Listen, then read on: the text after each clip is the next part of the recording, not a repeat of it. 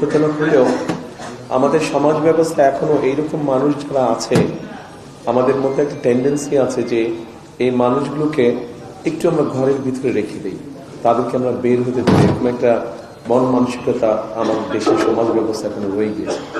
তবে যে মানুষগুলো আজ এখানে উপস্থিত, যাদের আমরা গান শুনলাম, যারা বিভিন্ন বক্তব্য রাখলেন, কবিতা বললেন, এর থেকে পরিষ্কার বোঝা যায় আমরা যারা সুস্থ স্বাভাবিক আছি বিভিন্ন দৃষ্টিকোণ থেকে, তাদের অনেকের থেকে এই মানুষগুলোর মধ্যে অনেক গুণ আছে যেটা আমাদের অনেকের মধ্যে নেই।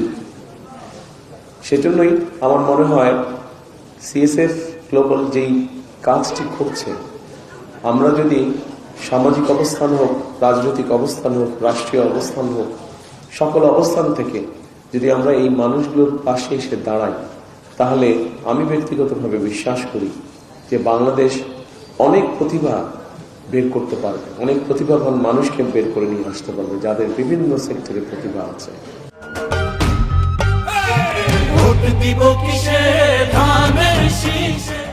আমরা খুব যে বেশি কিছু করা প্রয়োজন তা না, শুধু এই মানুষগুলোকে একটু সুযোগ করে দেওয়া যাতে তারা দুনিয়ার আলো বাতাসে আমাদের আর 10 জনের মতনই স্বাভাবিকভাবে কম বেশি চলাফেরা করতে পারে। খুব বেশি কিছু করার নয়, অন্তত মিনিমাম একটা কিছু ব্যবস্থা করা যাতে করে এই মানুষগুলো তাদের নিজেকে এক্সপ্রেস করতে পারে, যে যেভাবে এক্সপ্রেস করার কথা সেইভাবে এক্সপ্রেস করতে পারে, সেই অপরচুনিটি, সেই সুযোগটা তাদেরকে তৈরি করে দেয়। কারণ তারাও মানুষ, তারা আমাদের বাইরে না, তারা আমাদের ভেতরে, তারা আমাদেরই অংশ। আমাদের প্রত্যেকের পরিবারের মধ্যে এরকম কেউ না কেউ হয়তো একজন আছে।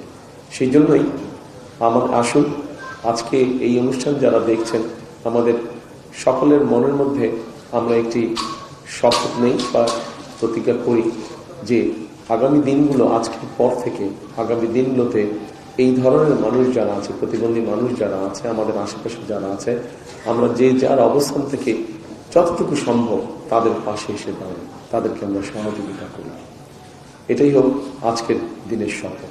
এবং পরিশেষে আবারও যে মানুষগুলো আমাদেরকে মাত্র গান শোনালো, যে মানুষগুলো কষ্ট করে উপহার তৈরি করে নিয়ে এসছে আমার জন্য এবং ডক্টর জুবাইদার জন্য, তাদেরকে আমি আন্তরিকভাবে ধন্যবাদ।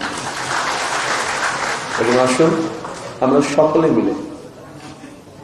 সকলে মিলে একটা বাংলাদেশ গড়ার চেষ্টা করি, যে বাংলাদেশের কম বেশি প্রত্যেকটা মানুষের একটা মর্যাদা